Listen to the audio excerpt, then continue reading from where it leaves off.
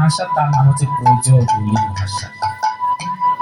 এই ভাষার ভিতরে যাকে বলা হয় মিশ্র ভাষা, মিশ্রণ ভাষা।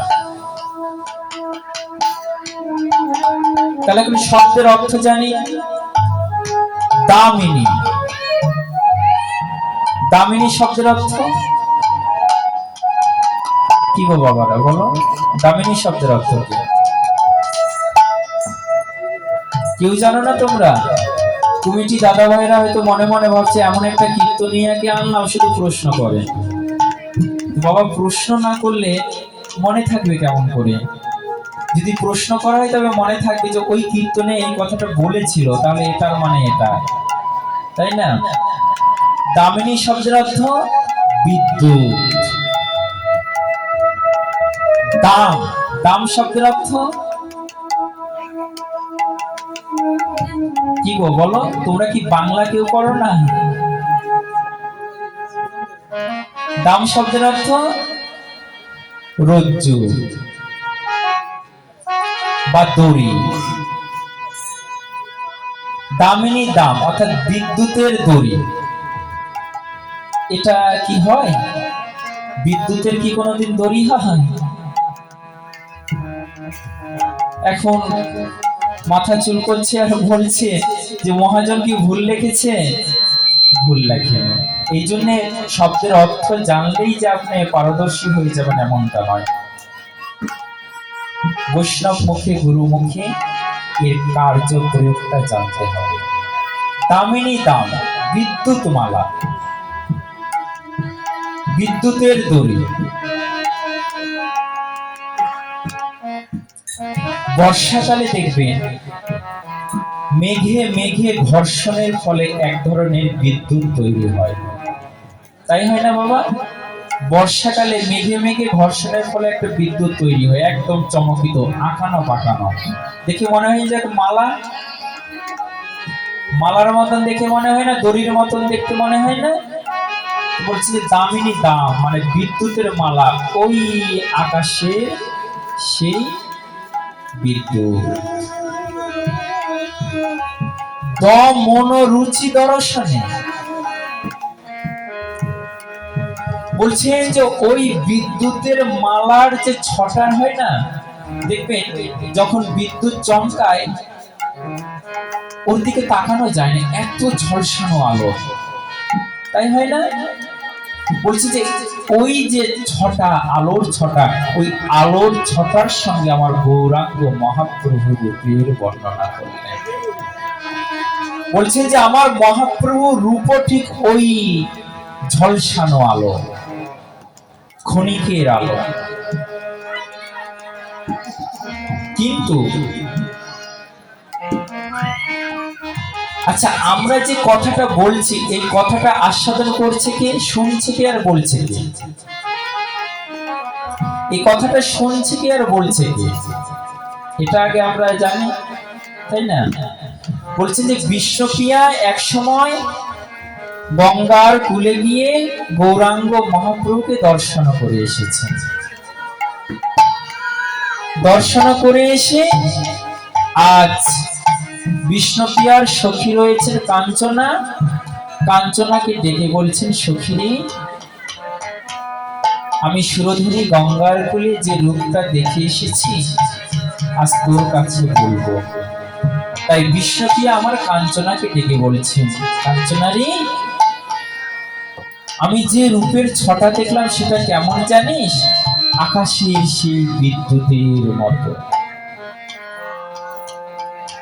আকাশের সেই বিদ্যুতের মতো।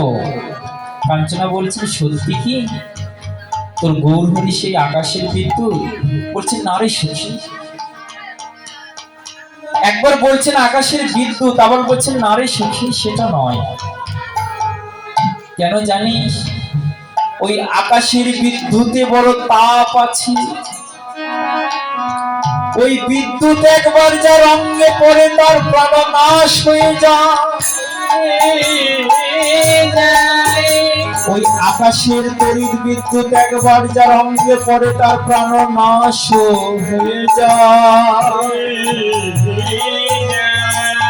আর আমার গৌরী বিদ্যুৎ যার একবার অঙ্গে পড়ে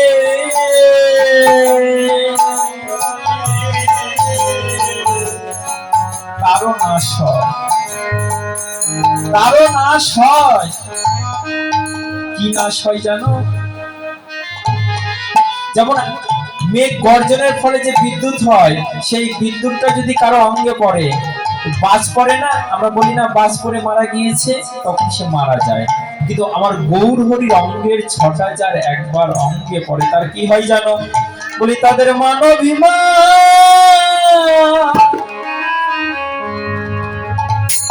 করে থাকে না রে,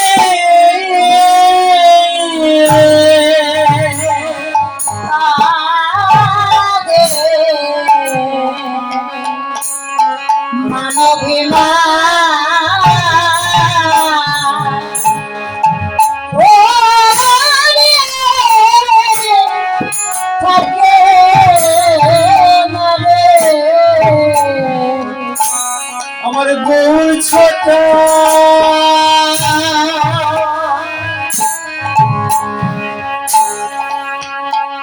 যার অঙ্গে পড়ে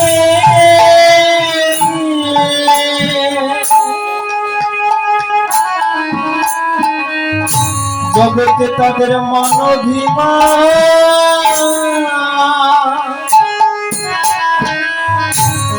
করে থাকে রে,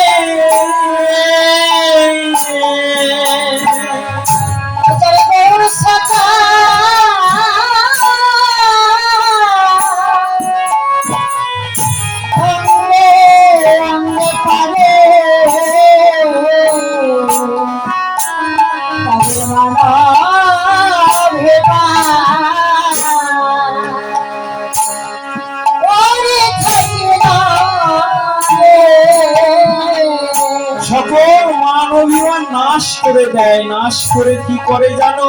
বলি তাদের পথের কানা করে করে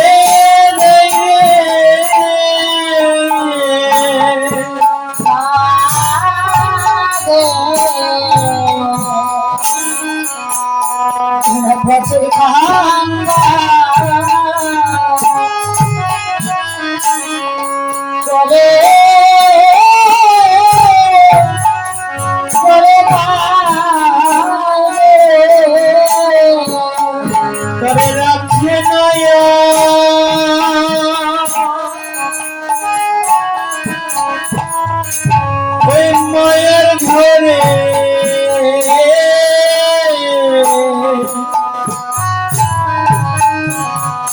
তাদের পথের কানা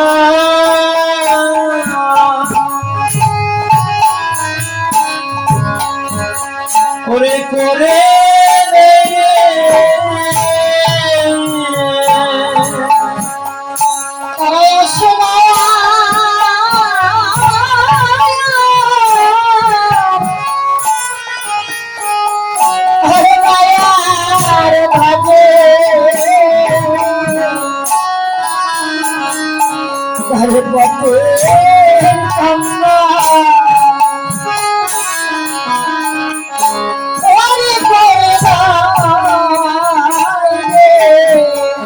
যখন পথে কামাল করে যায় তখন তার অবস্থা কি হয় জানো?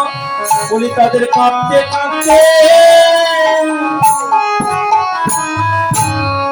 করে জনম যায় রে,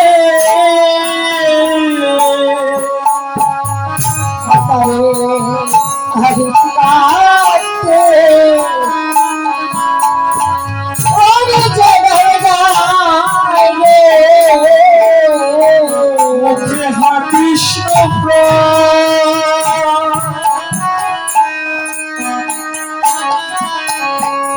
ওই কৃষ্ণ বলে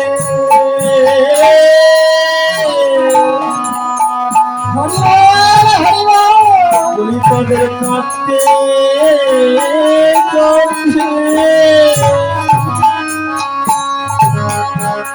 ওরে জনমে যাই রে, কৃষ্ণ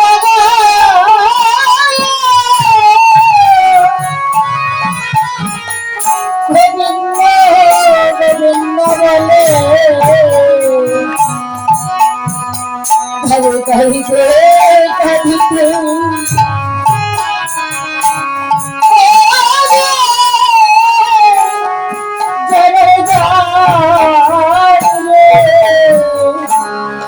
তাদের কাঁদতে কাঁদতে জনম যায় গৌরীয় জীবন গৌরীয় বৈষ্ণবের জীবনটাই সর্বদা হাটবাটে নয় যে ভালো মন্দ খেলাম, দিন দুনিয়া ঘুরলাম, ভালো ভালো পোশাক করলাম, এটা আমাদের গৌরীয় বৈষ্ণব গৌরীয় আচার্যদের জীবনী নয়। গৌরীয় জীবনটা কেমন জানে? আর তো উৎকণ্ঠা, হাহাকার, বেদনা, বিধু, এটা হচ্ছে গৌরীয় বৈষ্ণব জীবনে। এখন তো গৌরীয় বৈষ্ণবের নাম দিয়ে অনেক ডিজিটাল হয়ে গেছে, তাই না? কিন্তু যারা ডিজিটাল হয়েছে তারা একবারে আমাদের সর্বস্বামীর জীবনে দেখুন তারা কেমন দৈনতা প্রকাশ করেছে, তুলনা হলো না। বিদ্যুতের মালার সঙ্গে গৌরহরি রূপের তুলনা হলো না। এরপরে কি বলছে? দমন রুচি দর্শনে, দমন করলো রুচি দেহ দর্শনে, দেখে দূরে চলে গেল দরপক মদনদের দাপ অহংকার। জগতে মদন দেবের সবচাইতে বড় অহংকার ছিল, কিন্তু সেই মদন দেব আমার গৌর হরিকে যখন দর্শন করলো তখন চিরতরে তার অহংকারটা চলে যায়। এই মদন দেবটা কে জানেন? ব্রহ্মার মানস পুত্র, সবচাইতে কনিষ্ঠ পুত্র এই মদন দেব। সমস্ত সৃষ্টি করার পর মদন দেব দেবতাকে সৃষ্টি করলেন। ভালো করে কথাটি শুনবেন, এটা গুরুত্বপূর্ণ কথা। ব্রহ্মা সর্বসৃষ্টির শেষে এই মদন দেবকে সৃষ্টি করলেন। দেখবেন পিতামাতার সর্বকনিষ্ঠ সন্তান একটু অবাধ্য হয়, চঞ্চল হয়, তাই হয় না? কেন হয় বলুন তো? যে ছোট সন্তানদের বাবা মা বেশি ভালোবাসে, আদর পেয়ে মাদর তৈরি হয় না? আমরা কথাই বলি না, বেশি আদরে মাদর তৈরি হয়। মাদর তৈরি হয়েছে।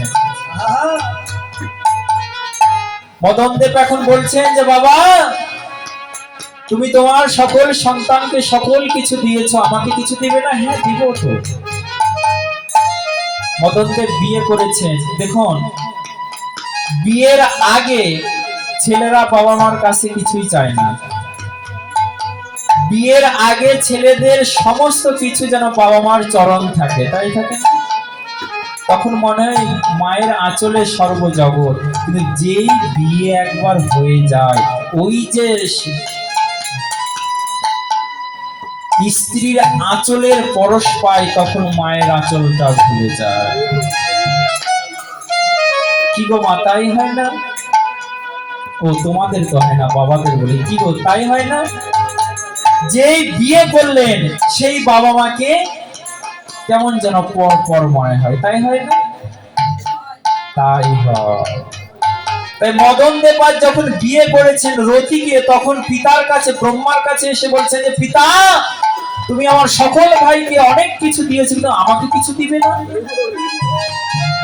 ব্রহ্মা বলছে অবশ্যই দিব, আমার কাছে একটা ধনুক আছে, পুষ্প ধনু, আমি তোমাকে এটি দান করব। পুষ্প ধনু, এটা আবার কি হবে? বলছে এটার এমন একটি মাহাত্ম্য রয়েছে, এই ধনু যার বক্ষে নিক্ষেপ করবে সে কামে মোহিত হয়ে যাবে। অনেক কয়জন মা মিলে গীতা এবং অর্থ প্রদান করেছে। ভগবান যেন তার মনের ইচ্ছা পূর্ণ করেন, তার কৃষ্ণ বুদ্ধি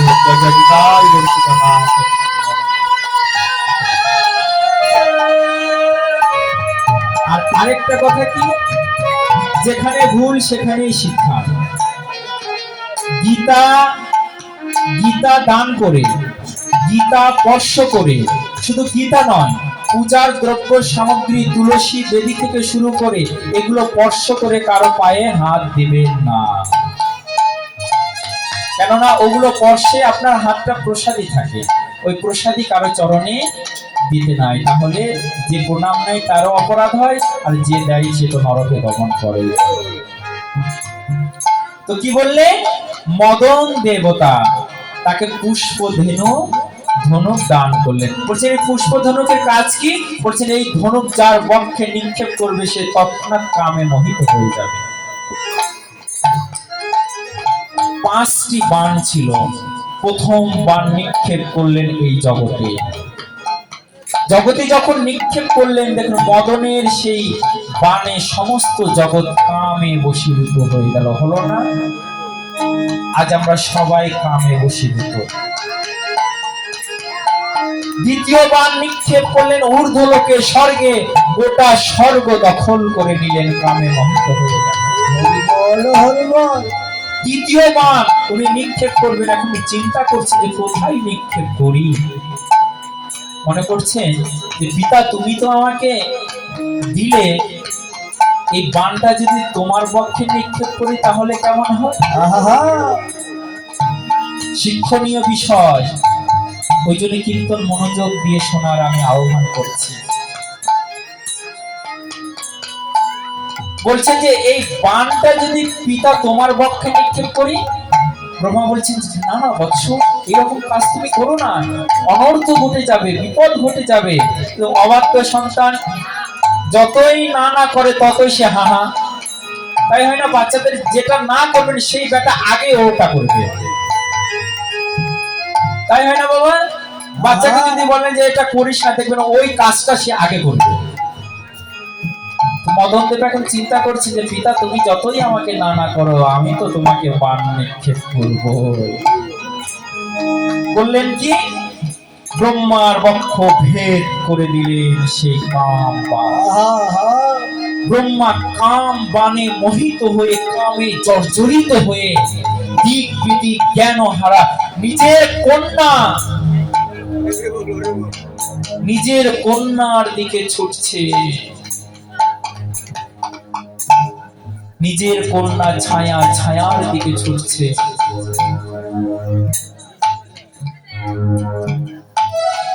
জগৎ চমকিত হয়ে গেল, এ কি?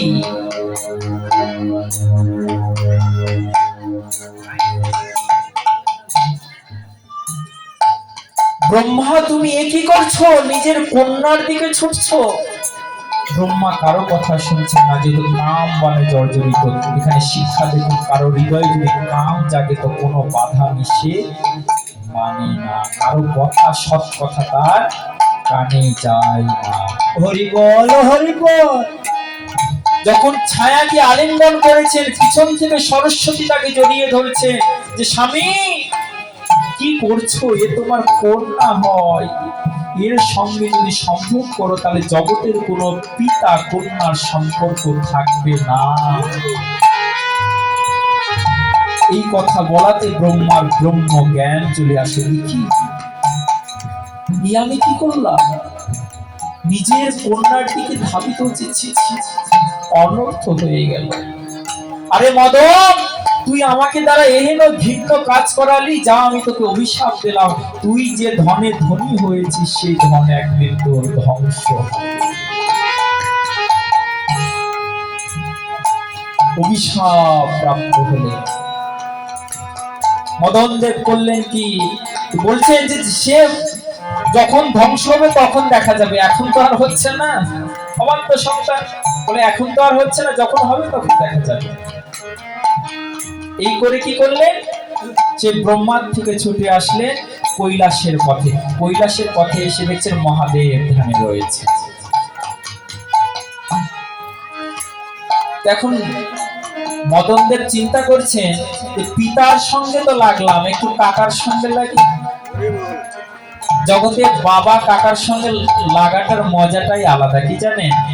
যে তাদের সঙ্গে যতই লাগুন, তারা আপনাকে কোনোদিনও ক্ষতি করবে না, সন্তানকে কোনোদিনও ক্ষতি করে না। মদনদেব করলেন কি, সেই চতুর্থ বাণ নিক্ষেপ করে দিলেন মহাদেবের সেই মস্তকে।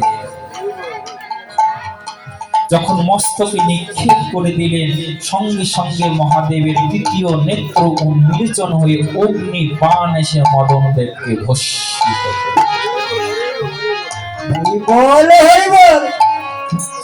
যখন ভস্মিত করে দিল, তখন মদনের দেহটা পুড়ে গেল, কিন্তু আত্মা অবিনশ্বর। গীতায় কি বললেন? যে আত্মা আগুনে পড়ে না, জলে ভেজে না, ধরা যায় না, বাঁধা যায় না, আত্মা অমর। ভগবান যেমন নিত্য সনাতন, আত্মাটাও ঠিক তেমন নিত্য সনাতন, এর কোনোদিনও মরণ হয় না। তাই আত্মাটা রয়ে গেল। অঙ্গ নাই, মদনের আজ অঙ্গ নাই, শুধু আত্মা রয়েছে, নেই অঙ্গ, ইতি অনঙ্গ। তখন নাম হলো তার অনঙ্গ। কিন্তু স্বামীর দুর্দশা যদি কোনো স্ত্রী দেখে, তাহলে কি আর সে সইতে পারে? সইতে পারে না। মদন দেবের স্ত্রী রতি, উনি ছুটে গেলেন, গিয়ে মহাদেবকে জড়িয়ে ধরে বলছেন যে মহাদেব, কৃপা করো। কি কি তুই কাঁদছিস, অঝোর নয়নে কাঁদছিস, কি হয়েছে তোর? আমাকে আশীর্বাদ করো। মহাদেব তো ভোলা, কখন কি করে এগুলো জ্ঞান তার থাকে না, এগুলো জ্ঞান তার থাকে না। বলছে তথাস্তু, স্বামী সোহাগিনী হও, পুত্রবতী হও। যখন এই আশীর্বাদ দিলে, রতি বলছেন যে তাহলে আমার স্বামীকে ফিরিয়ে দাও। উনি যে ভস্মিত করে পুড়িয়ে দিয়েছেন এই জ্ঞান তার নাই, উনি ভজনা করেছেন, আশীর্বাদ দিয়ে দিলেন। বলছে তাহলে এখন স্বামীকে ফিরিয়ে দাও, স্বামী না হলে আমি পুত্রবতী কেমন করে হব, স্বামী সোহাগিনী কেমন? কি হয়েছে? যে তোমার অনলে আমার স্বামী মারা গিয়েছে। ঠিক আছে, তুমি চিন্তা করো না, আমার বরে তোমার স্বামী আবার পুনরায় দেহপ্রাপ্ত হবে, আবার পুনরায় দেহপ্রাপ্ত হবে, আবার তোমাদের মিলন হবে, এই বলে আশীর্বাদ করে দিলেন। সেই মদন দেব যখন আমার গৌরাঙ্গ মহাপ্রভুর বদন পানে চাইলে, একবার নিজের পানে চাইছেন, একবার মহাদেব এসে মহাপ্রভুর বদন পানে চাইছে। বলছি যে এই কি, আমি কি সুন্দর, আমি কি সুন্দর, আমার চেয়ে শত শত গুণ এই পরম পুরুষটি। আমি তো এতদিন রূপের অহংকারে মত্ত হয়েছিলাম, এই রূপ তো আমি কোনোদিনও দেখি নাই। আমি তো এক মদন, আমি তো এক মদন, কিন্তু এ তো এক মদন নয়, এ যেন কোটি কোটি মদন। আমি তো সকলের মন জয় করি, উপরে আমি তো সকলের মন জয় করি, কিন্তু এই যাকে দেখছি এ তো আমার মন জয় করে নিয়েছে। ওহে গৌর হরি, ওহে ভগবান, আজ তোমার একটি নাম আমি দেব, কি জানো? আমি মদন আর তুমি হচ্ছ মদন মোহন। তুমি হচ্ছ মদন মোহন, কেননা তুমি তো মদনের মন মোহন করবে। বিষ্ণুপ্রিয়া বলেছেন, সখী মদনের সঙ্গে তুলনা হলো না, দামিনী দাম দমন রুচি দর্শনে দূরে গেহ তর পদাম, তুলনা হলো না। হাতে গুনবেন কয়টি তুলনা দিচ্ছেন বিষ্ণুপ্রিয়া দেবী। প্রথমে বিদ্যুতের সঙ্গে তুলনা দিলেন, হলো না। দ্বিতীয়ত মদন দেবের সঙ্গে তুলনা দিলেন, হলো না। হাতে গুনবেন, কেননা কমিটি বাবুরা আমাকে ভাড়া করে এনেছেন, ভাড়া করে এনেছেন, এই ভাড়াটা আপনারা বুঝে নেবেন। শুধু আমার থেকে নয়, সকল কীর্তনিয়ার থেকে লীলাটি বুঝিয়ে নেবেন। ফাঁকি দেওয়া যাবে না, এটা ফাঁকির জায়গা নয়। অনেক জীবনে ফাঁকি দিয়েছি, এখানে নয়। তাই কি বলছে? তুলনা হলো না। তো বলছেন যে বিষ্ণুপ্রিয়া বলছেন, কাঞ্চনা বলছেন, বিষ্ণুপ্রিয়া তোর কি তুলনা শেষ? বলছেন না না, আরো আছে। কি তুলনা জানবি? কি তুলনা শুনবি? ওরে শোনকো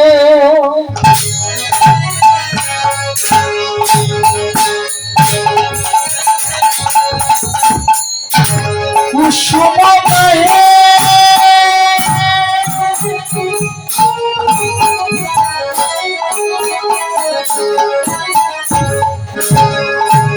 ওরে কোন গনিয়ে রে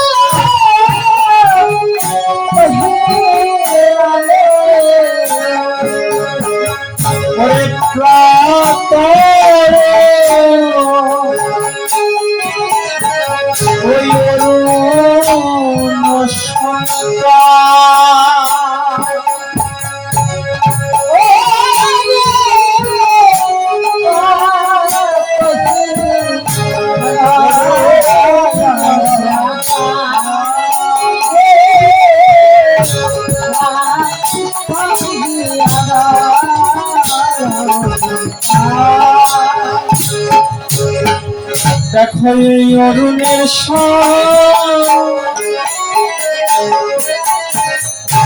সন্তাপ আছে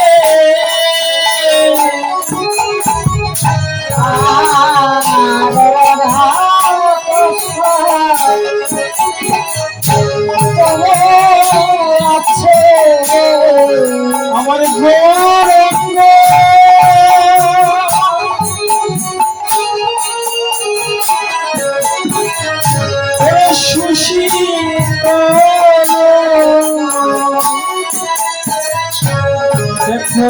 অরুণের সন্তাপ আছে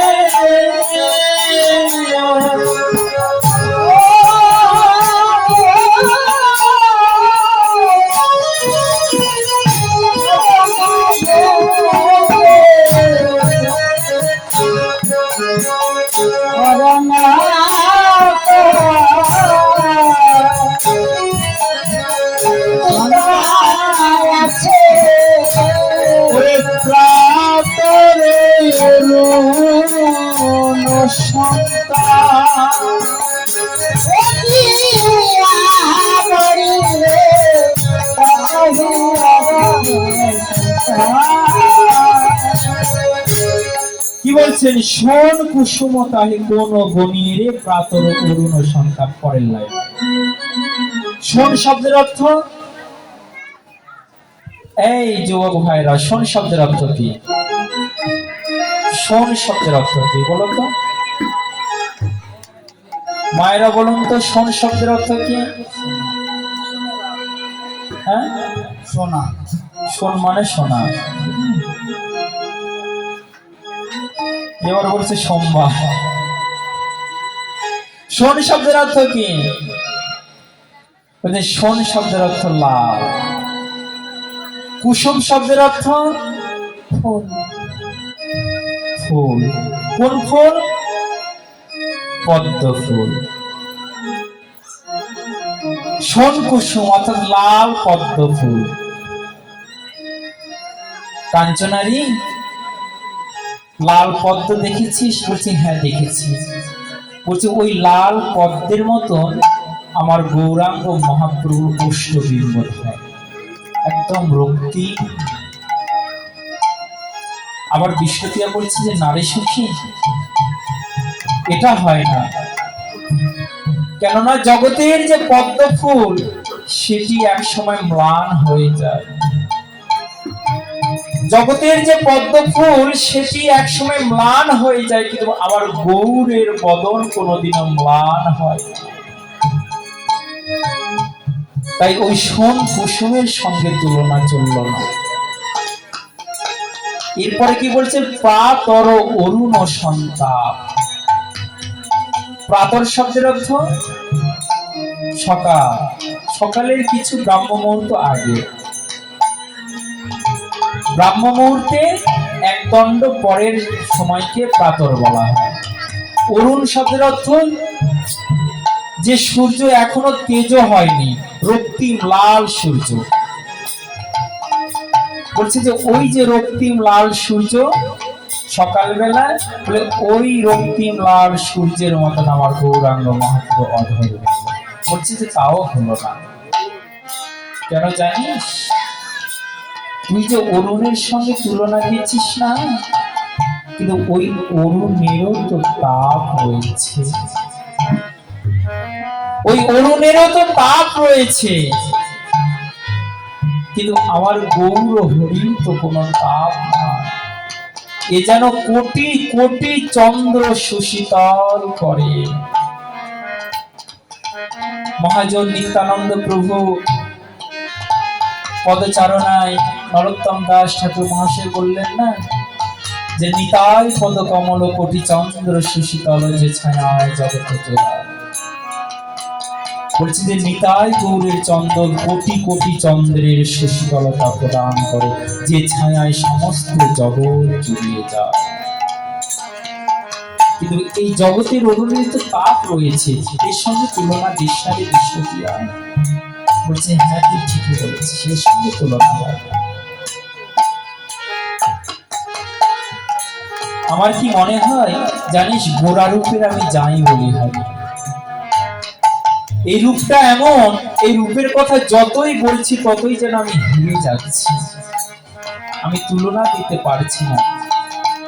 কিন্তু মন তো মানে না, অর্থাৎ প্রাণবধূর প্রাণপ্রিয়ের কথা জগতের মূল্যবান মূল্যবান বস্তুর সঙ্গে তুলনা করতে ভালো লাগে, তাই আমি বলছি।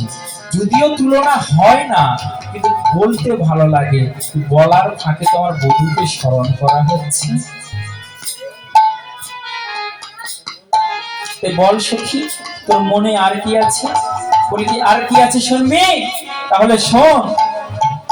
এবারে হেরি সুধা করে মুরছি চরণ তল, এই সুধা করে মুরছি চরণ তল, হেরি সুধা করে মুরছি চরণ তল, এই সুধা করে মুরছি চরণ তল, পরবেশ নখন পর ধরি আহারে,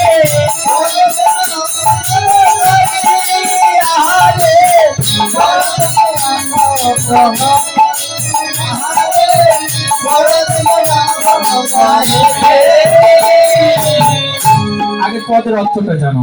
হেরি সুধাকর মুরচি চরণতল পরু দশ নখর উপদরি। হেরি সুধাকর, সুধাকর শব্দের অর্থ বলো, জানো না? কিছুই বলতে পারলে না।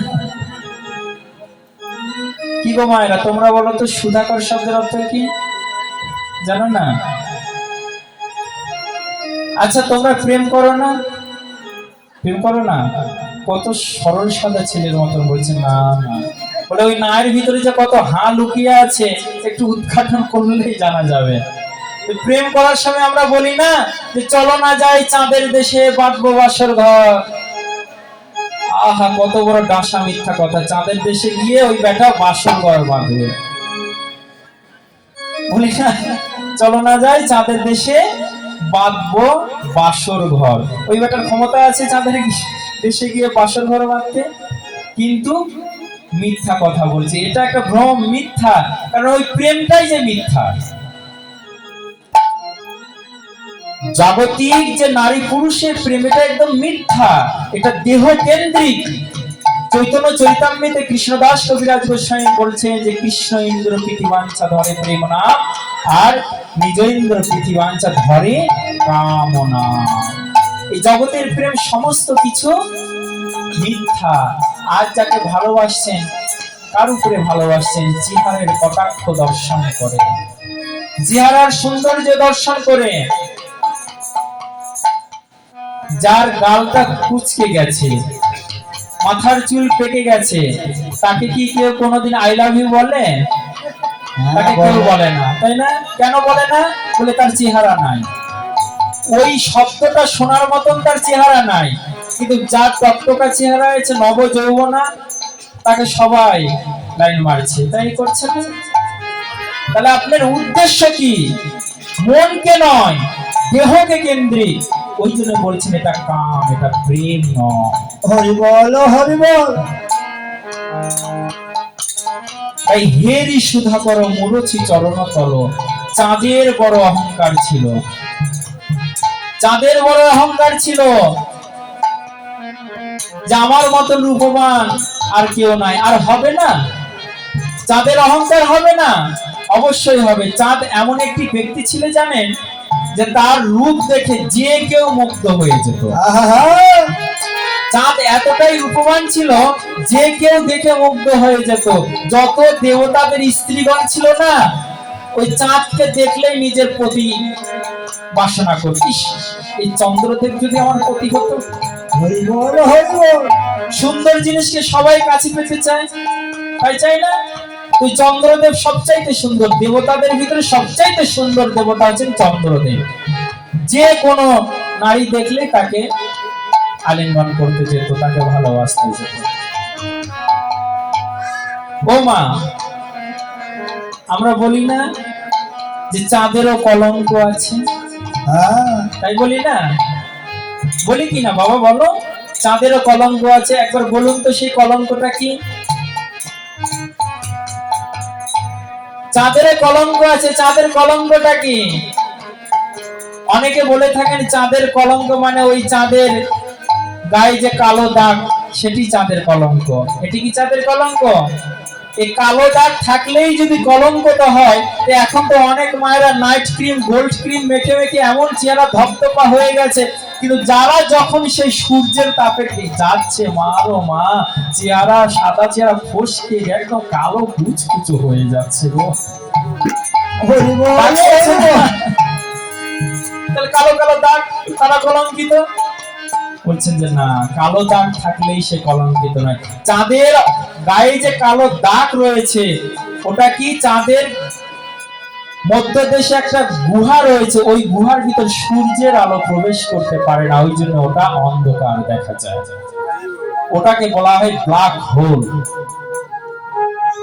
ওখানে সূর্যের আলো প্রবেশ করতে পারে না, ওটা চাঁদের কলঙ্ক নয়। চাঁদের কলঙ্কটা কি জানেন? ওই যে বলেছিলাম, চাঁদকে যে দেখতো সেই ভালোবাসতে শুরু করতো। চাঁদের গুরুদেব বৃহস্পতি, দেবতাদের গুরুদেব বৃহস্পতি, বৃহস্পতির পত্নী কে চন্দ্রদেব একদিন হরণ করেছিলেন। এই গুরুদেবের পত্নী হরণ করার জন্য চাঁদের কলঙ্ক হলো। গুরুপত্নী হরণের জন্য চাঁদের কলঙ্ক হলো, সেটাই হচ্ছে চাঁদের মহাকলঙ্ক। ও মা, তোমরা বলো না যে আই আই চাঁদ মামা টিপ দিয়ে যা, চাঁদের কপালে চাঁদ টিপ দিয়ে যা, বলো না? কি জান বলো কি বলো না আমি জানি না, কিন্তু আমার মা আমাকে কোলে নিয়ে বলতো আই আই চাঁদ মামা টিপ দিয়ে যা, চাঁদের কপালে চাঁদ টিপ দিয়ে যা। যদি আমার চাঁদের মতন বদন নয়, তবু সন্তানের কাছে মা চাঁদ বদনই হয়। মায়ের কাছে সন্তান চাঁদ বদনই হয়। আমরা বলি না আয় আয় চাঁদ মা টিপ দিয়ে যা, চাঁদের কপালে চাঁদ টিপ দিয়ে যা। আচ্ছা বলুন তো, চাঁদকে মামা বলা হয় কেন? প্রশ্ন হয় না? ও যুবক ভাইরা, প্রশ্ন হয় না চাঁদকে মামা বলা হয় কেন? দেখুন, আমাদের সনাতন ধর্মে জানার বিষয় রয়েছে, আমরা জানি না। আমরা শাস্ত্রজ্ঞ ব্যক্তির কাছে যাই না বলে এগুলো জানি না, অজানা থেকে যায়। ওই জন্য এই অজানা জিনিসের উপরে বিধর্মীরা এসে কবজা করে ভুল সিদ্ধান্ত দিয়ে দেয়। চাঁদকে মামা বলা হয় কেন জানবেন না ছেড়ে দিব? হ্যাঁ, এইভাবে বলতে হবে যে জানবো, তাহলে বক্তার আকর্ষণ বাড়বে যে হ্যাঁ শুনতে চাচ্ছি। ওই যে চন্দ্রদেবের বড় অহংকার, বড় রূপবান, যে দেবতার স্ত্রীগণ দেখতো চাঁদকে দেখে মোহিত হয়ে যেত। এখন দেবতাদের ভিতরে সবচাইতে কুটিল দেবতা হচ্ছেন ইন্দ্রদেব। ইন্দ্রদেব এখন চিন্তা করছেন যে এইভাবে যদি আমাদের স্ত্রীগণকে চন্দ্রদেব মোহিত করে দেয় তো আমরা তো স্ত্রী ছাড়া হয়ে যাব। জগতে সকল কিছু দেওয়া যায় কিন্তু স্ত্রীর ভাগ কি দেওয়া যায়? হরি বল দেওয়া যায় না। তাই চন্দ্রদেব বললেন কি, তাহলে এর একটা বিধিমতো পাকাপোক্ত ব্যবস্থা করতে হবে, স্ত্রীগণকে তো দেওয়া যাবে না। তাই করলেন কি, দেবতা সকল গণ মিলে একটা গোল টেবিল বৈঠক করলেন। গোল টেবিল বৈঠক, সকল দেবতা এক জায়গায় হয়ে কি করা যায়। তো বলছে হ্যাঁ, এর একটা ব্যবস্থা রয়েছে। কি? ও মা কথা বলো না, ও মা কথা বলো না। আমাদের সামুদ্রিক রহস্যম নামে একটা গ্রন্থ রয়েছে, কি জানেন? ওই গ্রন্থে লেখা আছে হরিবাসর প্রাঙ্গণে যারা কথা বলে তারা পরবর্তীতে ভেগ গুলে, ভেগ চিনেন? ব্যাঙের গুলো যে ঘ্যাগর ঘ্যাগর ঘ্যাগর বর্ষাকালে করে না, ঘ্যাগর ঘ্যাগর বলে, ওই ঘ্যাগর কুলে জন্ম হয়।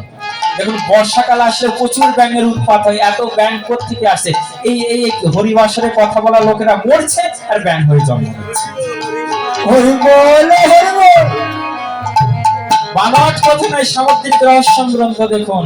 হরিবাস প্রাঙ্গণে বিভিন্ন, এই যে দেখুন চকলেটের চুইংগ্রাম, চকলেট, ক্যাডবেরি, আরো কি আছে, এগুলোর কাগজ পড়ে আছে। বলছেন যে এই হরিবাসের প্রাঙ্গণে যারা আহার করে পরবর্তীতে তাদের শূকর কুলে জন্ম হয়। হরি বল হরি বল। হরিবাসরে যারা নিদ্রা যায় পরবর্তীতে তার কি হয় জানেন? পেঁচার কুলে জন্ম হয়। 10তলা বিল্ডিং এ তো গিয়েছেন না, 10তলা বিল্ডিং এ একটি সিঁড়ি থাকে, তাই না? তাই থাকে না, একটি সিঁড়ি থাকে। ওই সিঁড়ি দিয়ে 10তলা বিল্ডিং এ ওঠা যায়, আবার ওই সিঁড়ি দিয়েই নামা যায়। সিঁড়ি একটি, যদি আপনার লক্ষ্য ঊর্ধ্বমুখে থাকে তাহলে উপরে উঠতে পারবে, আর যদি নিম্নমুখে থাকে তাহলে নিচে নেমে যাবে। এই হরিবাসের প্রাঙ্গণ ঠিক তেমনই জায়গা। এখানে যদি শুদ্ধ মানে ঊর্ধ্বগামী হয়ে যদি শ্রবণ করতে পারেন তাহলে উপরে উঠতে পারবে, আর যদি এই এচর বেচর সংসারের কথা এসে বলে তাহলে জ্ঞানের নিচে তলিয়ে যাবে। বাবু সোনার মতন এসেছেন, লক্ষ্মী মায়ের মতনে এসেছেন, কিছু নিয়ে যাওয়ার চেষ্টা করুন, খুইয়ে যাওয়ার জন্য নয়। কি বলছেন? গোল টেবিল বৈঠক, যে চন্দ্রদেবের একটা ব্যবস্থা করতে হবে। বলছে যে ঠিক আছে, আমরা একটা বুদ্ধি বের করেছি। কি? চন্দ্রদেবকে ডাকা হোক। কেন? বলছে চন্দ্রদেবকে বলা হোক যে আমাদের সকলের পত্নী স্ত্রী তোমাকে দেখতে চায়। ও বাবা,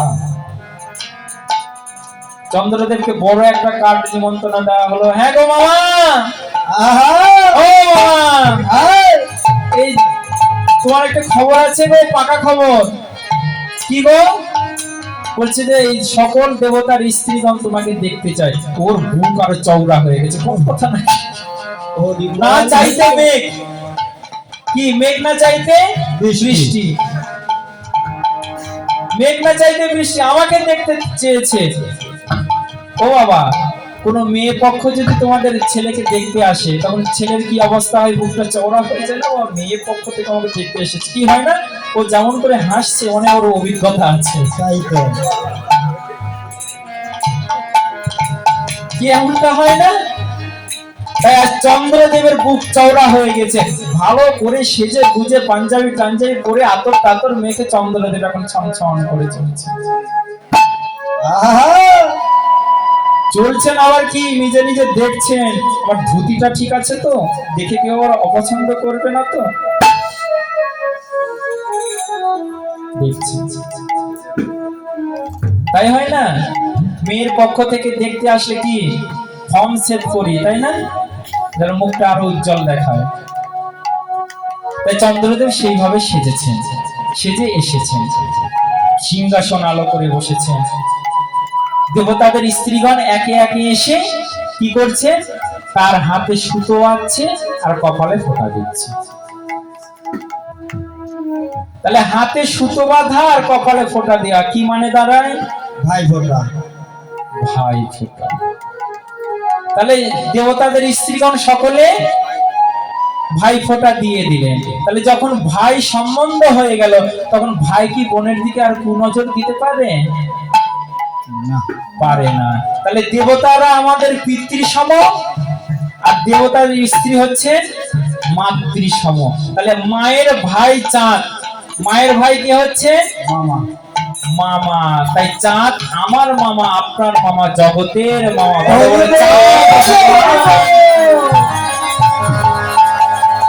বলো হরি। এই জন্য চাঁদকে মামা বলা হয়। তাই আজ চাঁদের বলে অহংকার ছিল যে আমার মতন রূপময় আর জগতে কেউ নাই, আমি সবার মাথার উপরে থাকি, আকাশে থাকি। শুধু আকাশে কেন, আমি মহাদেবের মাথার উপরে থাকি। আহা। শুধু আকাশে কেন, আমি দেবাদিদেব মহাদেবের মাথার উপরে থাকি। আমার কি কম গর্ব হওয়ার কথা? তাই থাকে না, মহাদেবের মাথার উপরে চন্দ্র থাকে না মা? চন্দ্র থাকে। বলুন তো, আমরা চাঁদকে বলি না 16 কলা? আর যখন চাঁদ নিয়ে কথা উঠলো, চাঁদের একদম কোন শাস্ত্রে কি আছে, আর চাঁদটাকে ভেঙে দিয়ে যাব। চুক্তি করে শুনুন, আমরা বলি না 16 কলা পূর্ণ চাঁদ? কি গো বাবা, বলি না 16 কলা পূর্ণ? কিন্তু চাঁদ কোনোদিন 16 কলা পূর্ণ হয় না। আকাশের যেটি চাঁদ দেখা যায়, এটি কোনোদিনও 16 কলা পূর্ণ না, এটা হচ্ছে 15 কলা।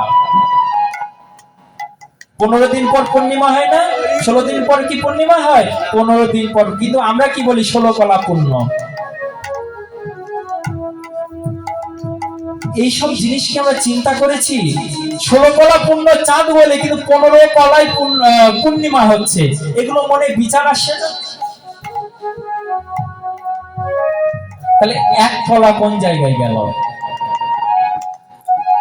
এক কলা কোথায় গেল? শুনবেন কি? হ্যাঁ হ্যাঁ। ও বাবা, তাহলে শুনুন। ওই যে চন্দ্রদেব গুরুদেবের স্ত্রী বৃহস্পতির স্ত্রীকে যে হরণ করেছিলেন, তখন গুরুদেব তাকে অভিশাপ দিয়েছিলেন, চন্দ্র তুই গুরু পত্নীকে হরণ করলি, নিজের মাকে হরণ করলি, যা তোকে আমি অভিশাপ দিলাম, আজ থেকে তুই দিনে দিনে ক্ষয় হয়ে যাবে। সেদিন থেকে চন্দ্রদেব ক্ষয় হতে লাগলেন। একদিন যায় 1 কলা হয়ে যায়, 2 দিন যায় 2 কলা হয়ে যায়, এইভাবে 14 দিন চলে গেল, 14 কলা ক্ষয় হয়ে গেল। আর একদিন আছে, তাহলে চাঁদ শেষ হয়ে যাবে। চন্দ্রদেবের পত্নী কয়টি? দেখবেন স্ত্রীরা সব সহ্য করতে পারে, কিন্তু স্বামীর অকল্যাণ কি তারা সহ্য করতে পারে? স্বামীর অকল্যাণ সহ্য করতে পারে না। তাই দেখছেন যে আমরা স্ত্রীগণ থাকতে স্বামী এইভাবে মারা যাবে, এটা তো সহ্য করা যায় না। হাজার স্বামী দুশ্চরিত্র থাকো, তবু স্বামী, তাই না? কি করলেন? কয়জন স্ত্রী ছিলেন? বলেন দক্ষ রাজার 60টা কন্যা, 60 জন কন্যা, 28 জন কন্যাকে চন্দ্রদেব একলাই বিয়ে করেছেন। 28 জন কন্যাকে চন্দ্রদেব একলাই বিয়ে করেছেন। তাই চন্দ্রদেবের 28টা পত্নী। অনেক শাস্ত্রে 27টা রয়েছে, অনেক শাস্ত্রে আবার 16টা রয়েছে। পুরাণের কোনো হিসাব নাই, এক এক পুরাণে এক এক কথা বলেছেন।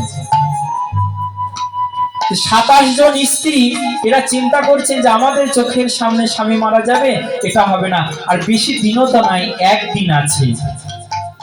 ওমা, একটা কথা কি জানবেন? যে একমাত্র স্ত্রী পারেন স্বামীর আউল বাঁচাতে। একমাত্র স্ত্রী পারেন স্বামীর বিপর্যয়ের মুখে ঠেলে দিতে, আবার স্ত্রী পারেন স্বামীকে রক্ষা করতে। এটি স্ত্রীর হাতের মুঠোয় থাকে। গুরুদেবের আশ্রয় গ্রহণ করে তত্ত্ব জেনে নেবেন। কি করলে? বলে এত অল্প সময়ে কার আরাধনা করা যায়? কোন দেবতা সবচাইতে দ্রুত তুষ্ট হয়ে যায় বলুন তো? কোন দেবতার আরাধনা করলে সবচেয়ে দ্রুত ফল পাওয়া যায় বলুন? হ্যাঁ, মহাদেব, এই তো মা কীর্তন শুনে ভালো বলেছে, মহাদেব অল্পতেই সন্তুষ্ট। এই জন্য মহাদেবের আরেক নাম হচ্ছে আশুতোষ, অল্পতেই সন্তুষ্ট। কিছুই লাগে না বাবা, শুধু বেলপাতা, গঙ্গা জল আর ধুতুরার ফুল, যে ফুল কেউ ছয় না, বিষাক্ত ফুল, এটি হলেই মহাদেব তুষ্ট হয়ে যায়।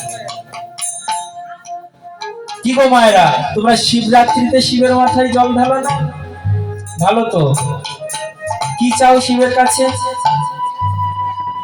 কি চাও? যে শিবের মতন যেন বর হয়, তাই চাও না? আচ্ছা বলো তো, শিবের মতন বর হলে কি তোমরা নিবে? শিবের মতন যদি বর হয় তাহলে তোমরা কি নিবে?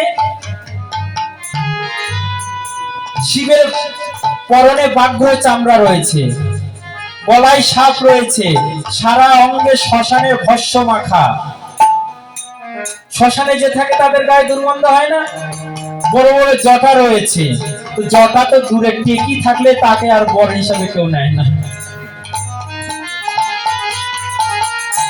আমরা চাচ্ছি শুধু মহাদেবের মতন বর যেন হয়, কিন্তু মহাদেবের মতন বর আমরা কেউ চাই না। আমরা কি বর চাই জানেন?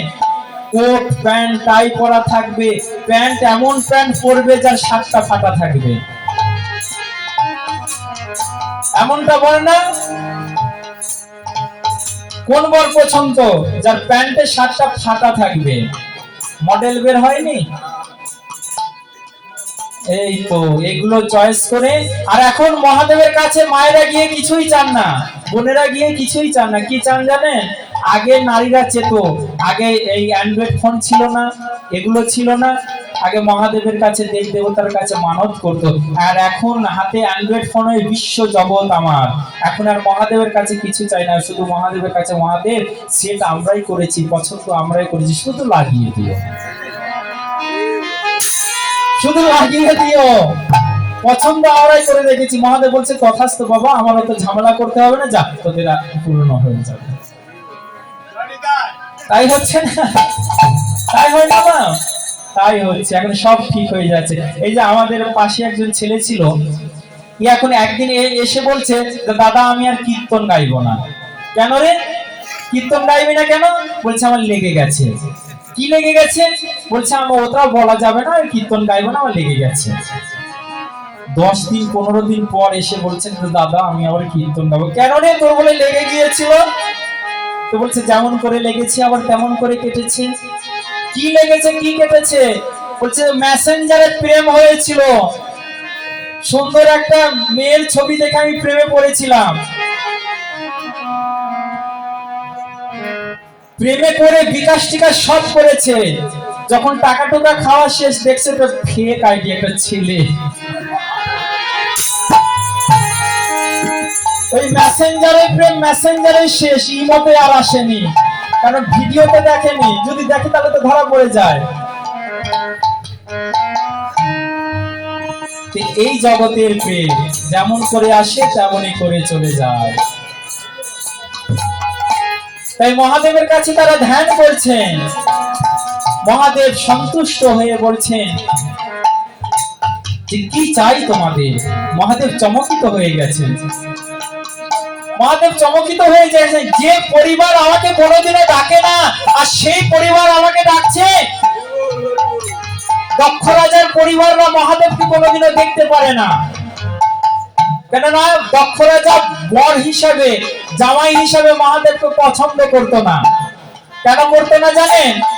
বর যখন বিয়ে করতে আসে তখন মাইক্রে চলে আসে না, তারে চড়ে মাথায় মুকুট পরে রং বেরঙের শেরওয়ানি পরে আসে না, ধুতি পাঞ্জাবি পরে বর আসে। কিন্তু মহাদেব যখন বিয়ে করতে এসেছিলেন তখন কি জানেন? মাইক্রো নয়, একটা বলদের উপরে চড়ে, নন্দীর উপরে চড়ে, হরি বল হরি বল, সোজাসুজি নয়, পিছন থেকে ঘুরে বসেছিলেন। বর এসেছে কিন্তু সারা গায়ে ভস্য মাখা, এইরকম জামাইকে কি পছন্দ করে? পছন্দ করে না। তাই দক্ষ রাজা মহাদেবকে দেখতে পারতেন না। এখন মহাদেব চমকিত হয়ে গেছেন, একটা নয় দুটা নয়, একটা নয় দুটা নয়, 27টা শালি আমাকে ডাকছে। ও বাবা, ও মা, একটা কথা বলবো।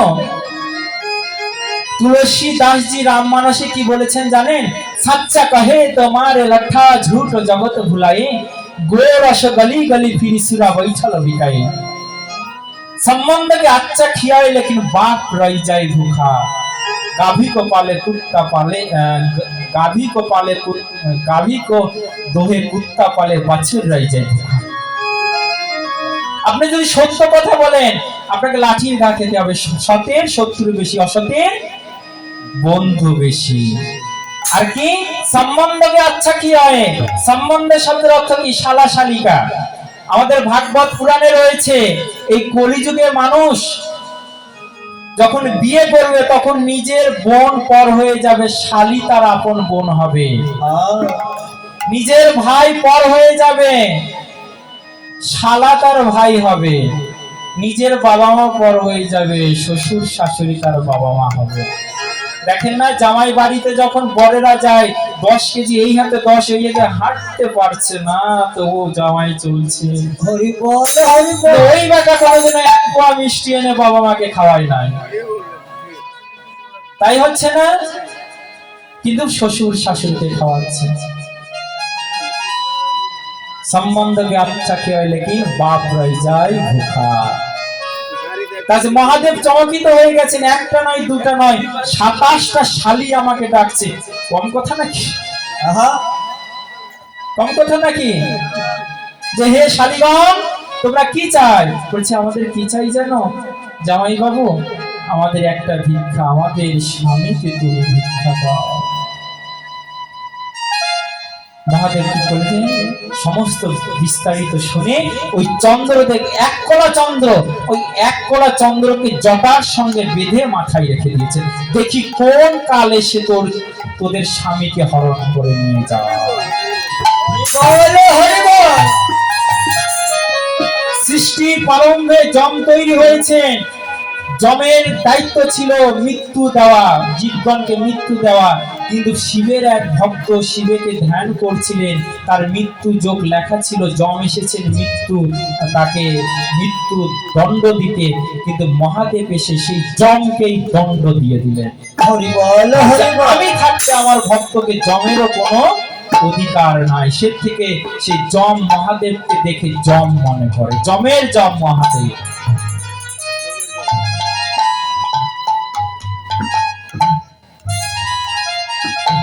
সেই মহাদেব তখন বললেন যে তথাস্তু। এদিকে গুরুদেব বৃহস্পতি রাতের অন্ধকারে ছুটছেন। চাঁদ তো নাই আকাশে। চাঁদ যদি আকাশে না থাকে তাহলে রাত ঘুটঘুটে অন্ধকার হবে না? ঘুটঘুটে অন্ধকার, কিছু দেখা যাচ্ছে না। গুরুদেব মানুষ, বয়স্ক মানুষ, চলতে হোঁচট খেয়ে পড়ে গেছেন। বলছে রে চাঁদ যদি থাকতো তাহলে আমি পড়তাম না। ওই বেটা বোকা, ও কি জানতো না যে সোম নামক হ্রদে যদি স্নান করে তাহলেই সে সমস্ত পাপ মুক্ত হয়ে যায়। এই কথা শুনেছিলেন বরুণদেব। বরুণদেব মহাদেবের কানে কানে এসে বললেন যে শিগগিরই চাঁদকে বলো সোম সেই হ্রদে চান করতে। তখন চাঁদ সেই সোম হ্রদে চান করে আবার নবযৌবনা প্রাপ্ত হয়ে গেলেন। এই জন্যে গুরুদেবের অভিশাপে 15 দিনে ক্ষয় হয়ে যান, আবার মহাদেবের অভিশাপে 15 দিনে আবার পূর্ণিমা হয়ে যায়। এই হচ্ছে চাঁদের বিস্তারিত। এখন কি বললেন যে হেরি সুধাকর মোরচি চরণতল করু দর্শন করু পধুরি। উপর থেকে যদি কোনো জিনিস পড়ে তাহলে কি সেটা ঠিক থাকবে? ঠিক থাকবে না। সেটা কি ভেঙে যাবে? ভেঙে যাবে না। তাই চাঁদ আজ আকাশ থেকে পড়েছে, অত উপর থেকে পড়েছে, চাঁদ কি আর ঠিক থাকবে? একদম ভেঙে গেছে। ভেঙে গিয়ে 10 খণ্ড হয়েছে।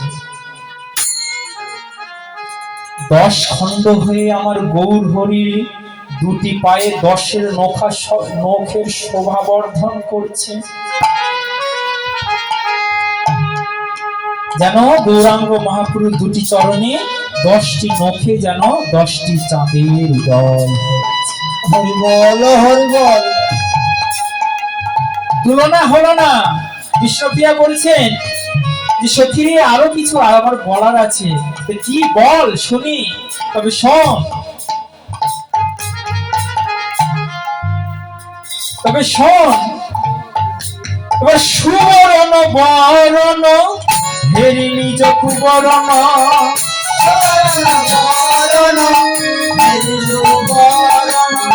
সুবরণ বরণ হেরি নিজ কুবরণ,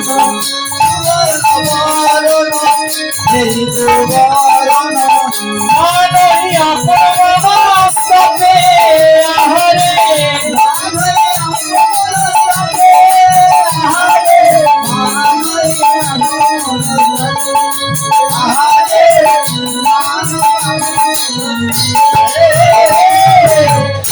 সুবরণ বরণ হেরি নিজ কুবরণ।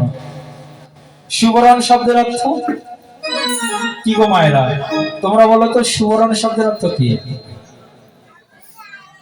বাবারা বলো তো সুবরণ শব্দের অর্থ কি? সুবরণ, হ্যাঁ? দেখো কলিযুগের ছেলেরা দেখো ওখানে জিপি চ্যাট রেডি করে রেখেছে, শব্দ বলছে ওগুলো। ধন্য তোমাদের ভাই, এত বুদ্ধি তোমাদের। সুবরণ শব্দের অর্থ কি?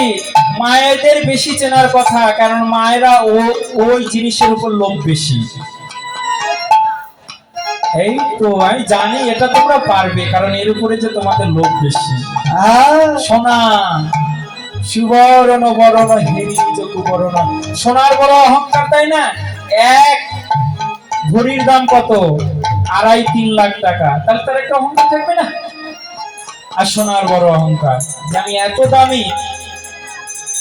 কিন্তু সেই সোনা যখন আমার গৌর সোনার দিকে নয়ন দিল, সেই সোনা যখন আমার গৌরের দিকে নয়ন দিল। আচ্ছা বলুন তো, জগতের সোনা কয়বার বান দেওয়া যায়?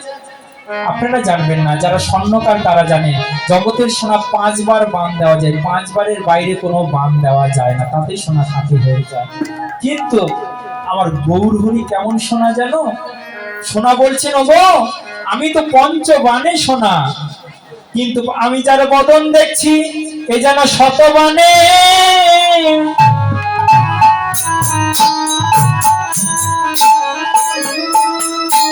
ওরে শত সোনা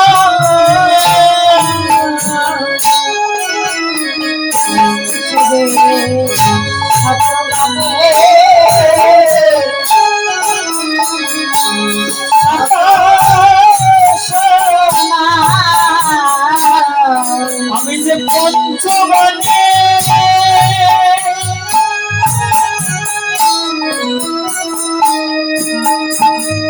হয়েছি সোনা, এই যে শতবানে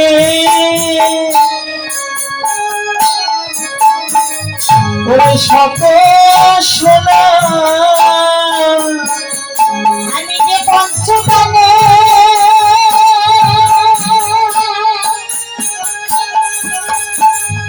পঞ্চবানে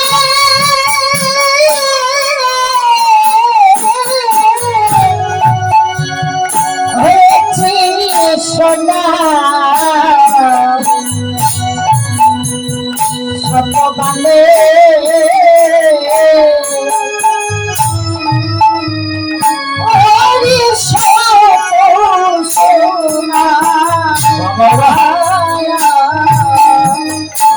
সোনা বলছে আমি যে পঞ্চবানে সোনা, কিন্তু আমি যে গৌর সোনাকে দেখছি যেন শত শত বানে সোনা, সোনার থেকেই যেন উজ্জ্বল।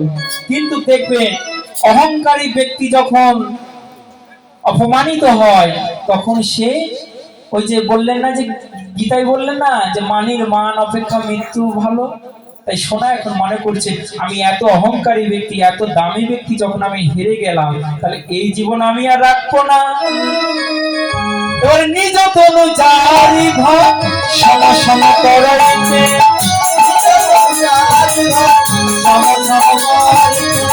নিজ তনু জারি ঘর সম সম করাইতে, সম সম করাইতে ওই ছোড়ে অনল সম্পদে আহারে, ওই ছোড়ে অনল সম্পদে আহারে, ওই ছোড়ে অনল সম্পদে আহারে, ওই ছোড়ে অনল সম্পদে সর্বনা রাখবো না রে সর্বনা রাখবো না রে সর্বনা রাখবো না রে আমি অনল মাঝে প্রবেশ করে সর্বনা রাখবো না রে অনল মাঝে প্রবেশ করে সর্বনা রাখবো না রে আমি অনল মাঝে প্রবেশ করে সর্বনা রাখবো না। তার কই চলো অনল সন্তাপে সোনা বলছেন আমি এ ছাড় প্রাণা রাখবো না, আমি অনল মাঝে আগুনের ভিতরে প্রবেশ করব। কিন্তু দৈবত সেই আগুনের সঙ্গে সোহাগা ছিল। কি গো বাবা, সোহাগা আর সোনা যদি একসঙ্গে তাপ দেওয়া যায় তাহলে কি হয়? সোনাই আপনি আপনি গলে গেল, আপনি আপনি গলে গেল আপনি আপনি গলে গেল, আপনি আপনি গলে গেল সোহাগার পরশে আপনি আপনি গলে গেল। সোহাগারে পরশে আপনি আপনি গলে গেল রাজন এক পাশে দাঁড়িয়ে থেকে শোনাবো শোনা। ওই জগৎ যেমন সোহাগার পরশ পেলে সোনায় গলে যায়, তদ্রূপ আমার গৌর সোনা যদি আমার ভক্ত সোহাগার পরশ একবার পায়, আমার গৌর সোনা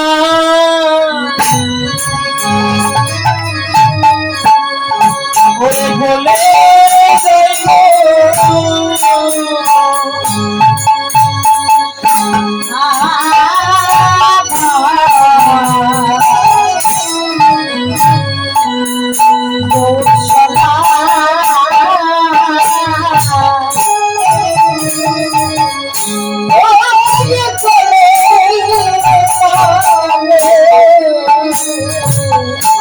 বলি ভক্ত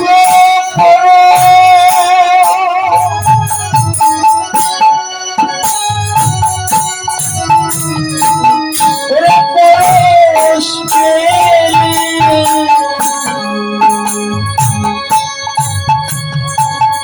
আমার গৌর সোনা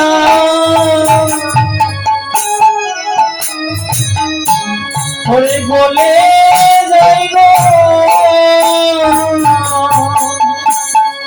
ভক্ত বলা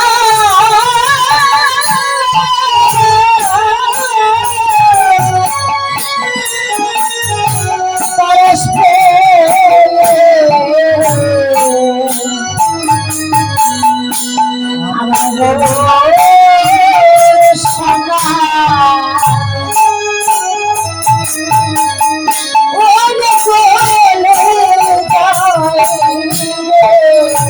কেমন করে বলে সে যে নয়ন ধারা ওরে বলে যাই গো মায়া ভাবা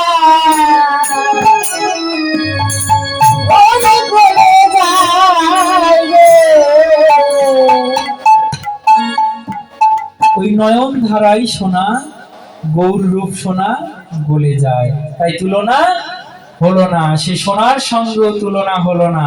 এখন যিনি পদ রচনা করছেন তিনি বলছেন ওগো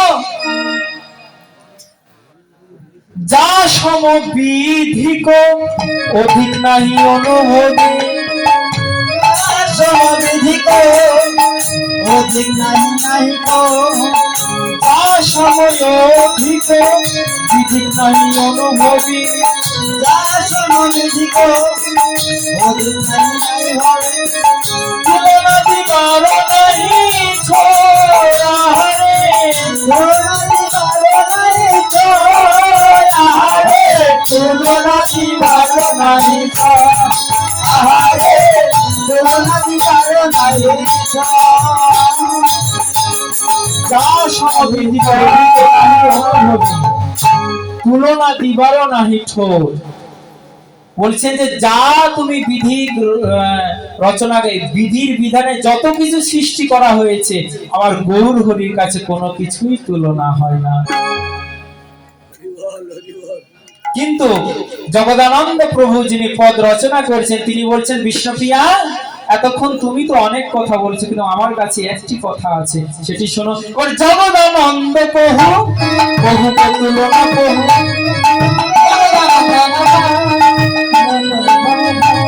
জগদানন্দ প্রভু প্রভু তুলনা প্রভু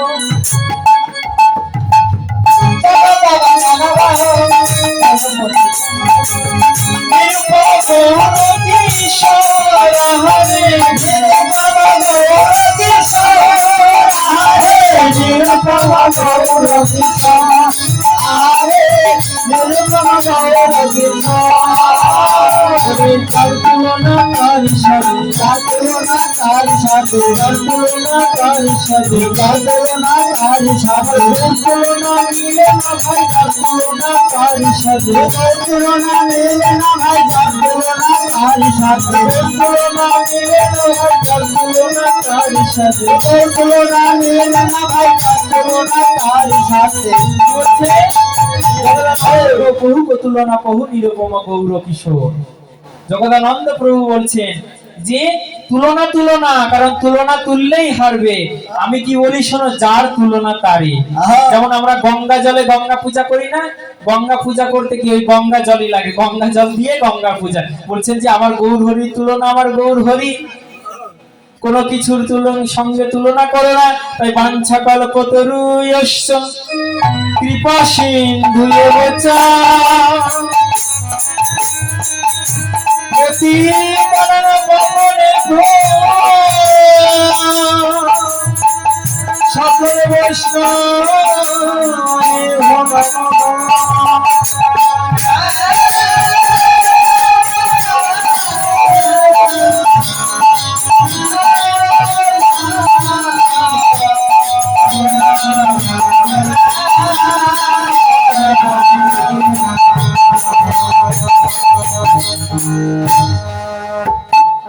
এতক্ষণ আমরা নবদ্বীপে গৌরাঙ্গ মহাপ্রভুর রূপমাধুরী আস্বাদন করলাম।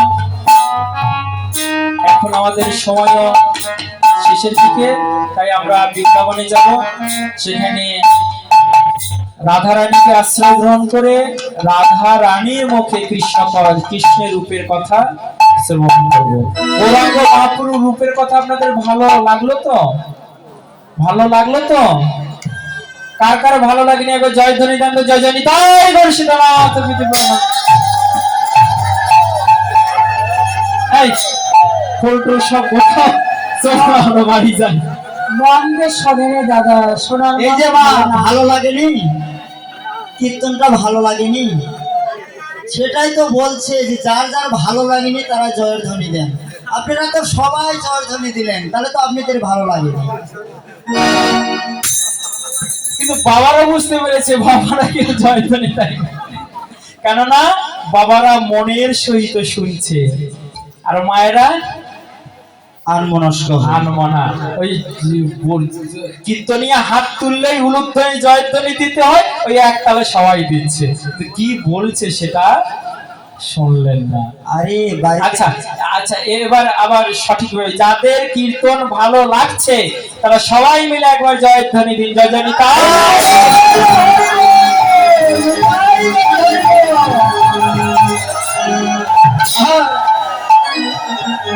वाह, और क्या चाहिए, और क्या चाहिए। মনটা ভরে গেল আপনাদের ধ্বনি দেখে। তাহলে এখন যে আমরা ভজন কীর্তন গাইব, রাধা রানীর ভজন কীর্তন, তাহলে আমার সঙ্গে একটু কীর্তন করা যাবে তো? অবশ্যই। নৃত্য করা যাবে তো? হ্যাঁ, কে কে নৃত্য করবে? আমরা সবাই করব। আমার সঙ্গে নৃত্য করলে একটা সারপ্রাইজ পাবেন। কি জানেন? আমার এই গানটা ইউটিউবে ছাড়া হবে। আপনি ইউটিউবে উঠবেন, যতদিন এই ইউটিউব থাকবে, এই কোম্পানি থাকবে, ততদিন আপনার ছবি ইউটিউবে থাকবে। আপনি থাকবেন না, আপনার সন্তান, তার সন্তান, তার সন্তান দেখতে পাবে। তারা যারা নৃত্য করবেন তারা আমার কাছেও আসতে পারবেন, আর যারা লজ্জা করছেন তারা যেখানে আছেন সেখানে দাঁড়িয়ে থেকেও নৃত্য করতে পারবেন।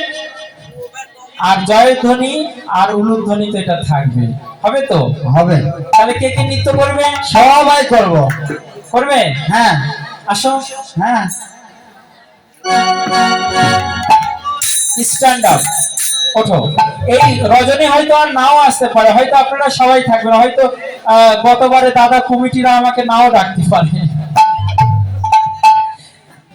আজ যখন আমরা একত্রিত হয়েছি তখন একটু সবাই মিলে রাধা নাম কীর্তন। এ বাবা, দুর্গাপুজো আসলে ডিজে আমরা কীর্তন করি না কি? যখন ডিস্কোতে গান গায় মুন্নি বদনাম হে তেরে লিয়ে, আরে ঝুমকা লাগালি রূপের বিজলি গিরালি তোরে দেখে গাইতে আমি দিওয়ানি ডিস্কোতে উঠে যায় দাদা বাপ রে ঝোঁক উঠে গেছে। তো যখন এগুলো কীর্তন হয় এগুলো গান হয় তখন আপনারা সবাই নৃত্য করেন। এই গানে নৃত্য করলে কি হবে? কিচ্ছু পাবেন না। কিন্তু যখন আমরা রাধা রানীর নৃত্যে গানে আমরা নৃত্য করব তখন এই নৃত্য যত করবেন কি হবে জানেন? আপনার দেহের সকল পাপ চলে যাবে। তাই এই কীর্তনে নৃত্য করতে হয়, তাতে একটা লাভ থাকে, দেহের পাপ চলে যায়। তাহলে নৃত্য হবে তো।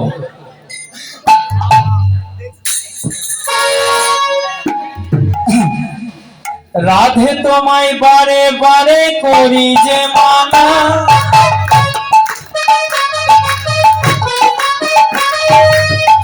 রাধে জল আনতে আর যেও না, ও রাধে ও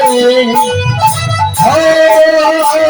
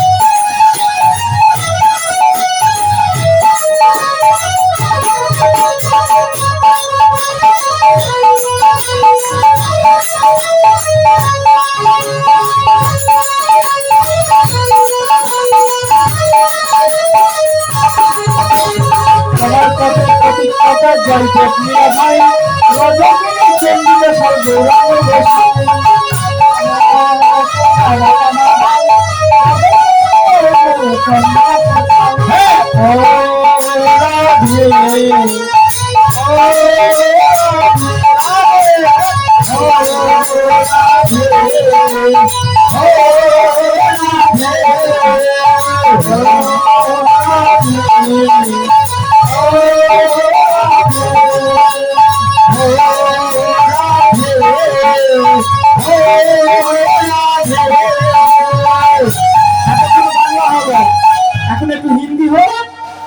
राम नाम लड्डू गोपाल नाम घी हरि नाम मिश्री को घोल घोल पी राम नाम लड्डू गोपाल नाम घी राम नाम लड्डू गोपाल नाम घी हरि नाम मिश्री को घोल घोल पी राम नाम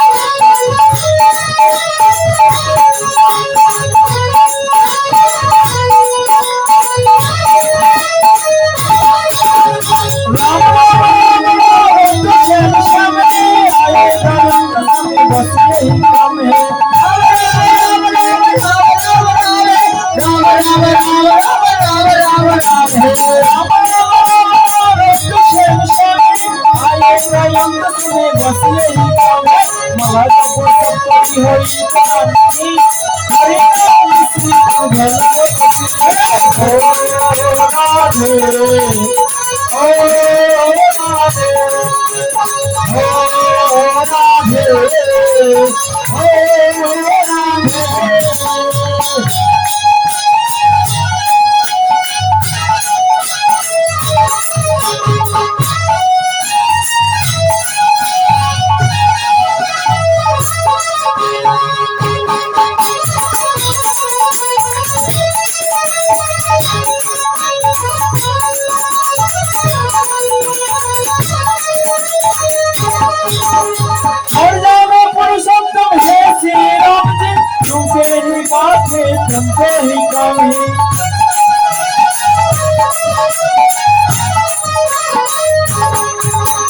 माला जप सपरी हो इनको नाम की हरि नाम मिश्री को घोल घोल पी ओ राधे ओ राधे ओ राधे ओ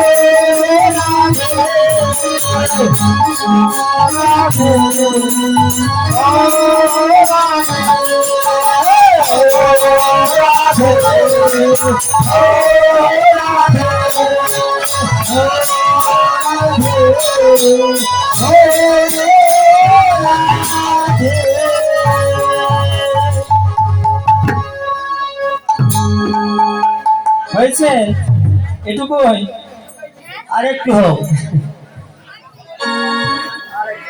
আরেকটা আজি প্রেম করেছে রাধা সুন্দরী জ্বালানিতে যাইব রাধে লইবা নরি প্রেম করেছে রাধা সুন্দরী জল ভরিতে যাইব রাধা লয়ে ভাবরে আর প্রেম করেছে রাধা সুন্দরী জ্বালানিতে যাইব রাধে লইবা নরি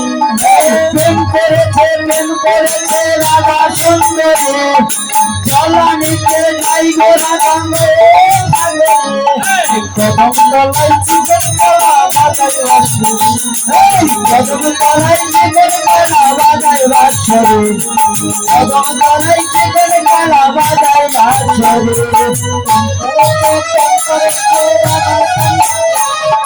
জল ভরিতে যাইবে রাধা লয়ে ভাবরে রাধা সুন্দরী যাইব রাধা লয়ে ভাবরে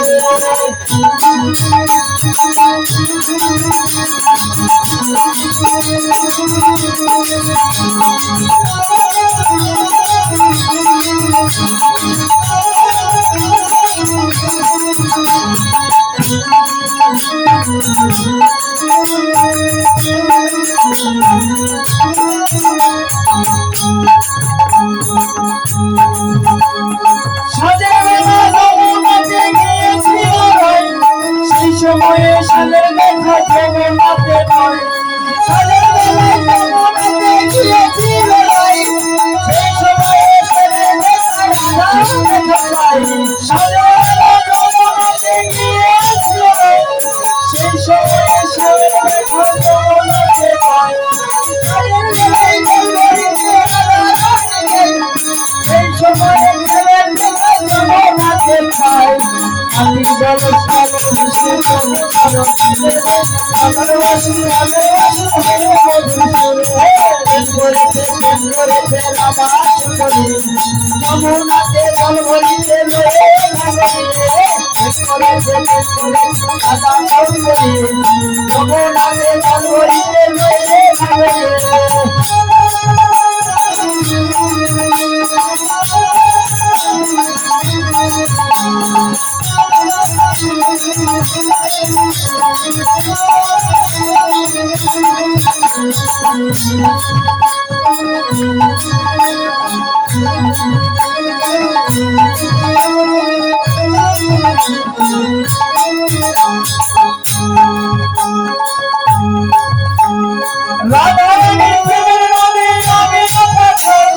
রসের নগর মহলে দিতেছে সকাল রাধারানী খেলে নগর হবে অপকার দিয়েছে সকাল রাধারানী খেলে হবে অপকার রসের নগর মহলে দিতেছে সকাল রাধারানী খেলে নগর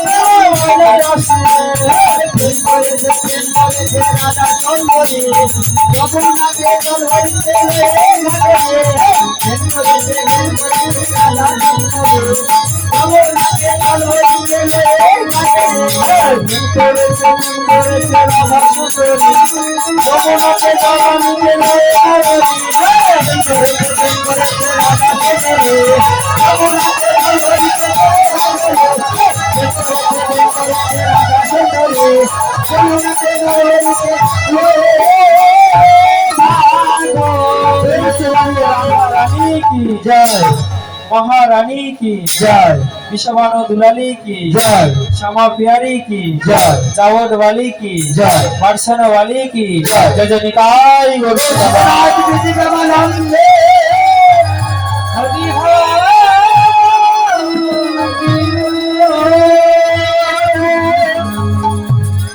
आज मधुमय श्री वृंदावने শ্রীমতী রাধা রানী আমার সাঁঝের বেলায় যমুনা হতে জল ভরিতে গিয়ে যমুনার জলে আমার প্রাণবধূকে দর্শন করে এসে অষ্ট সখীর মাঝে সেই রূপের কথা বলছে সখী আমি যমুনার কুলে গিয়ে যে রূপ বদন দর্শন করে আসলাম তোরা বস আমার কাছে আমি সেই রূপের কথা বলে দিদি আমাকে শত বদন দেয়নি যে শত বদনে আমার গৌর কথা একবার শ্রবণ কৃষ্ণ কথা একবার তোদের কাছে বর্ণন বদন দিয়েছে একটি একটি বদনে কি আর সেই অনন্ত লীলার কথা বলবো আমি তো নয়ন দিয়ে দিই কিন্তু সবে দুটি দিয়েছে তাহাতে